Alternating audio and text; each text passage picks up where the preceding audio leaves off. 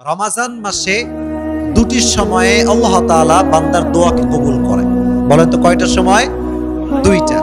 এই দুইটা সময় হচ্ছে এমন একটা সময় যে সময় বান্দার দোয়া করতে দেরি হয়, দোয়া কবুল হতে দেরি হয় না। সুবহানাল্লাহ পড়ে। এটা অনেক দামি একটা সময়। নাম্বার 1 সময় রমাজান মাসে তো আমরা সাহারি খেতে অলওয়েজ উঠি, এটা আমাদের মিস খুবই কম হয়। তো যেহেতু আমরা সাহারি খেতে উঠে গিয়েছি, আমরা ট্রাই করব ওযু করে তাহাজ্জুদটা পড়ার জন্য। বেশি না, আপনি 2 রাকাত পড়েন বা 4 রাকাত পড়েন বা 6 রাকাত পড়েন, যা হয় কিন্তু পড়েন। রমাজান মাসে তাহাজ্জুদের যায় নামাজে যখন কেউ চায় রবের কাছে, আল্লাহ এইটা চাই, গাড়ি চাই, বাড়ি চাই, হেদায়াত চাই, এইটা চাই, ওইটা চাই, বান্দা চাইতে দেরি হয়, আল্লাহ কবুল করতে দেরি হয় না। মন খুলে পড়েন সুবহানাল্লাহ।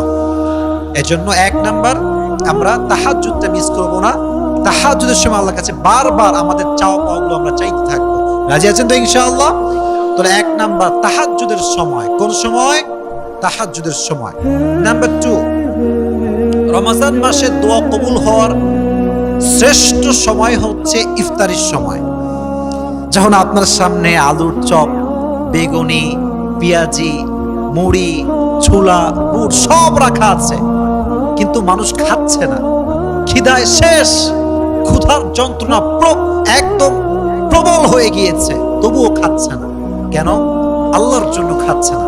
তখন আল্লাহ একটা সফট কর্নার তৈরি হয়, ভালোবাসা তৈরি হয়। আল্লাহ বলে, কিরে খায় না কেন? ফেরেশতা বলে, আল্লাহ তোমার জন্য খাচ্ছে না, তোমার জন্য উপোস আছে, না খেয়ে আছে।